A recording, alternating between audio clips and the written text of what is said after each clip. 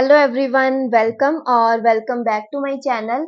हमने हमारी last video में न्यूमेरिकल एनालिसिस जो सब्जेक्ट है वो स्टार्ट किया था and we have done the introduction. हमने उसकी इंट्रोडक्शन देख ली थी, हमने रूल्स देख लिए थे राउंड ऑफ करने की। आज की वीडियो में हम देखेंगे कि पॉलिनोमियल अलजेब्रिक इक्वेशंस क्या होती हैं, ट्रांसडेंटल इक्वेशंस क्या होती हैं, रूट्स क्या होते हैं इक्वेशन की, एंड उसके बाद हम फर्स्ट मेथड की तरफ चलेंगे, that is bisection method, the equation which contains only powers of the variables with the positive integers। अब जो polynomial equations होती हैं इसमें हमें जो होती है वेरिएबल्स की पावर देखने को मिलती है। ये इसकी जनरल फॉर्म होती है जिसमें जो a0 है, a1 है, a2 है, an-1 है, these are the constants, और जो n होती है it is the positive integer जो कि हमारी पावर होती है variables. For example x cube minus 5x square जो कि हम सिंपल मैथ्स में इक्वेशंस देखते हैं वो हमारी पॉलिनोमियल या फिर अलजेब्रिक इक्वेशंस होती हैं, जैसे x plus 5, x plus 7 plus x square. ऐसी ये जो इक्वेशंस हैं ये हमारी क्वाड्रेटिक इक्वेशन है, दिस इज लीनियर इक्वेशन, और ये जो है ये क्यूबिक इक्वेशंस हैं। ऐसे ही हमारे पास पावर्स वाली इक्वेशंस होती हैं। Then the transcendental equations, the equations that contain trigonometric, exponential, logarithmic और any other non-algebraic functions, जिसमें ये सारे functions होते हैं जैसे कि tan x minus ex and log x plus x is equals to 5। so these are the transcendental equations। इसके बाद हमारे पास आता है roots of equations। the value of x which satisfies the equation fx is equals to 0 is called the root or zero of the equation। अब जो root होता है क्या होता है, जैसे कि हमारे पास कोई भी क्यूबिक इक्वेशन है, इसको हम कैसे सॉल्व करते हैं, मिडल टर्म जो हमारा मिडल टर्म स्प्लिट मेथड होता है या फिर डिस्क्रिमिनेंट फॉर्मूला होता है, वैसे हम इसके रूट्स फाइंड करते हैं। जैसे हमारे पास ये है 2x plus 4 is equals to 0। अब इस इक्वेशन को क्या वैल्यू है जो सेटिस्फाई कर रही है, 2 को अगर हम मल्टीप्लाई कर देंगे -2 से, plus 4 is equals to 0, so -4 plus 4 is equals to 0। तो किस वैल्यू ने इसको सेटिस्फाई किया, x इज इक्वल्स टू -2। तो ये क्या हमारे पास होता है, the roots of the equation. Now we are moving to the methods of solving these equations. So the very first method for solving these type of equations is bisection method. Bisection method क्या होता है, this method is based on the repeated application of the intermediate value property. ये जो हमारे पास एक intermediate value property होती है उसकी रिपीटेड एप्लीकेशन पर बेस्ड है ये bisection method. It is also known as Bolzano method. इस अगर हमने किसी भी मेथड को समझना है, we will do a sum, हम उसकी एक प्रॉब्लम सॉल्व करेंगे एंड उसके साथ ही हमें उसका वर्किंग रूल भी पता चल जाएगा। This is the working rule. हमने सबसे पहले इक्वेशन को इज इक्वल्स टू 0 रख लेना है, फिर हमें दो वैल्यूज देखनी है, एक वैल्यू जो होगी greater than 0 and another will be less than 0, और उसके बाद हमारे पास फर्स्ट अप्रोक्सीमेशन आती है जो हम इन दोनों वैल्यूज का प्लस करके डिवाइड कर देते हैं 2 से, और ये प्रोसेस ऐसे ही चलता है। We will understand this concept by doing one question। So the very first question is find a real root of fx is equals to x cube plus x square plus x plus 7 is equals to 0 correct up to 3 decimal places। अब यहाँ पर हमें कौन से concept का use करना है, the rules for rounding off, जो हमने पिछली वीडियो में कवर किए थे। सो हम स्टार्ट करते हैं सम को करना। सो नाउ सबसे पहले हमने क्या करना है, सोल्यूशन में हम fx लिखेंगे, हमें गिवन क्या है चीज, fx is equals to x cube plus x square x plus 7 is equals to 0। अब इसके बाद हमने दो ऐसी वैल्यूज फाइंड करनी है जो कि एक ग्रेटर देन 0 हो और एक क्या हो, लेस देन 0 हो। फॉर एग्जाम्पल हम पहले 0 पुट करके देखते हैं। अगर हम इस इक्वेशन में 0 पुट करते हैं, 0 0 0, ये क्या रह जाएगा 7 which is greater than 0, and then हम देखते हैं f1 पर, 1 पर इसकी वैल्यू क्या होगी, 1 प्लस 1 प्लस 1 प्लस 1 ऐसे करके, ये भी ग्रेटर देन 0 होगी। अब हम इसकी वैल्यू देखते हैं f-1 पर, क्योंकि अगर हम इसमें पॉजिटिव वैल्यूज फिल करेंगे तो हमारे पास आंसर ग्रेटर देन 0 ही आएगा, क्योंकि यहाँ पर सभी जगह पर प्लस है।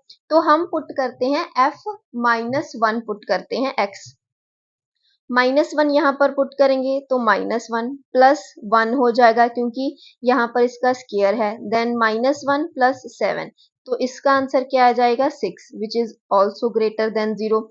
अब हम पुट करते हैं -2।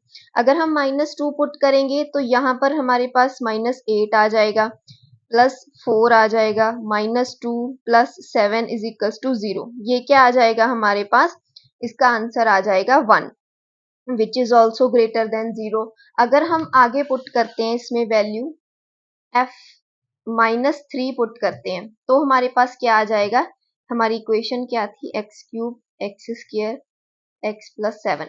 इसमें अगर हम -3 पुट करते हैं तो यहाँ पर 27 प्लस यहाँ पर 9 आ जाएगा, -3 + 7, इसका आंसर क्या आ जाएगा -14, विच इज लेस देन 0। अब हमारे पास क्या आ गया, जो f-2 है वो हमारे पास आ गया 1, और f-3 है हमारे पास -14। तो हमें इसमें ऐसी दो ही वैल्यूज चाहिए होती हैं, एक ग्रेटर देन 0 हो और एक लेस देन 0 हो। तो इस चीज को हम क्या लिखेंगे कि here f-2 greater than 0 and f-3 is less than 0, so there exists a root between -3 and -2। पहले हम छोटी वैल्यू लिखते हैं, उसके बाद हम बड़ी वैल्यू लिखते हैं। तो हमारे पास इसके बाद हम क्या करेंगे, फर्स्ट अप्रोक्सीमेशन लिखेंगे। तो हमारी फर्स्ट अप्रोक्सीमेशन क्या होगी, हमने इन दोनों वैल्यूज का प्लस करके डिवाइड किससे करना है, 2 से करना है। सो x0, इसको हम x0 भी लिख सकते हैं, x1 भी लिख सकते हैं। हम यहाँ पर लिख रहे हैं x0। सो x0 = -3 प्लस -2/2। तो ये क्या आ जाएगा, -5/2, विच इज -2.5।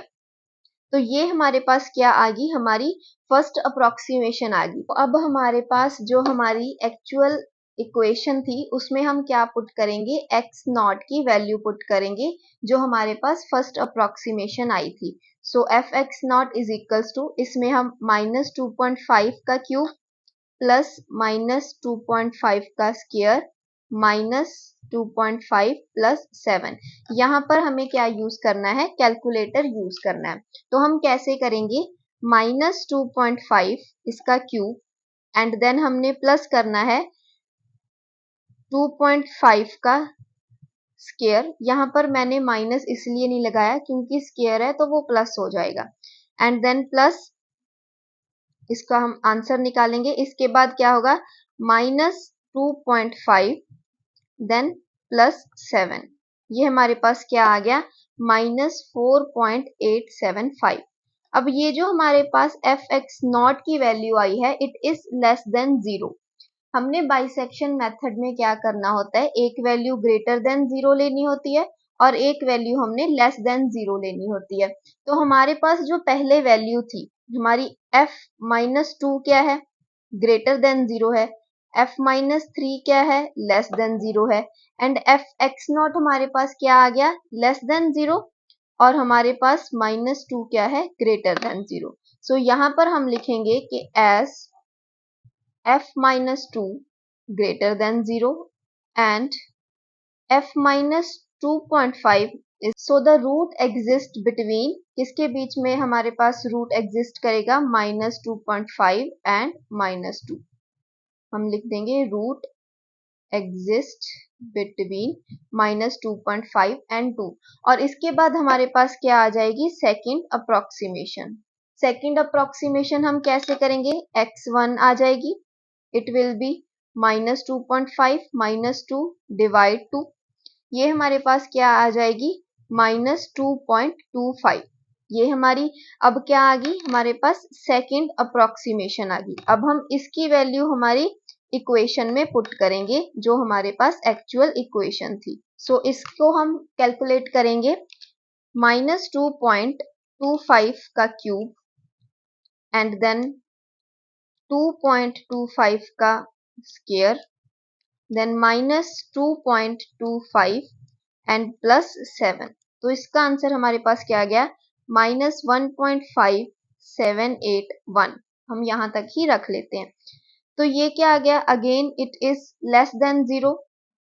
तो अब हमारे पास क्या आ जाएगा कि जो पहले वाला था ये ग्रेटर देन 0 चल रहा है एंड जो हमारे पास f2.25 ये आया है इट इज लेस देन 0, क्योंकि जो हमारे पास पहले वैल्यू आई थी -2.5 की वैल्यू आई थी वो भी लेस देन 1 थी और लेस देन 0 थी, और जो ये वैल्यू आई है ये भी लेस देन 0 है। तो हमें इसके साथ एक वैल्यू चाहिए जो ग्रेटर देन 0 होगी, तो हम उसी वैल्यू को साथ लेके चलेंगे -2। तो यहाँ पर हमारा रूट किसके बीच एग्जिस्ट करेगा, -2.5 एंड -2 के बीच में।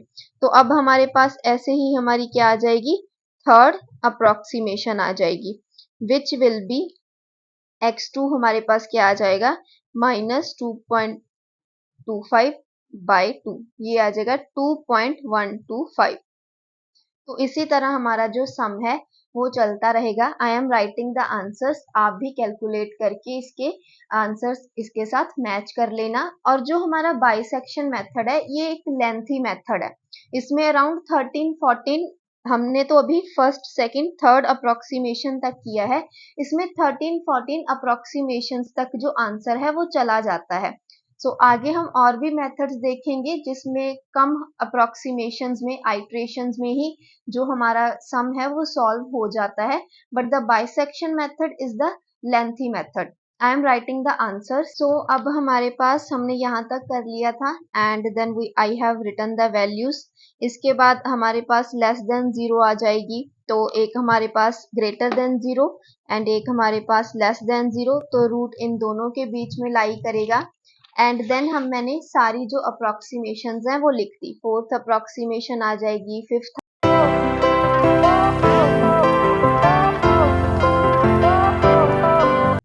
तो इस तरह हम कहाँ तक पहुंच गए, 13th अप्रोक्सीमेशन तक पहुंच गए।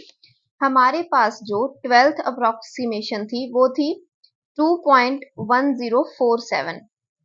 हमारे पास ये अप्रोक्सीमेशन आई है 2.10475। अब यहाँ पर हम राउंड ऑफ का यूज करेंगे, -2.105 ये बन जाएगा बिकॉज 7 इज ग्रेटर देन 5, तो हमारी जो पिछला डिजिट है वो क्या हो जाता है, इंक्रीज्ड बाय 1।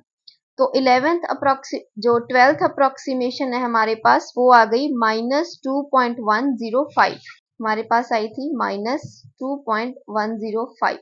अब इसके बाद हमारे पास जो हमारी 13th अप्रोक्सीमेशन है वो क्या है, -2.1049।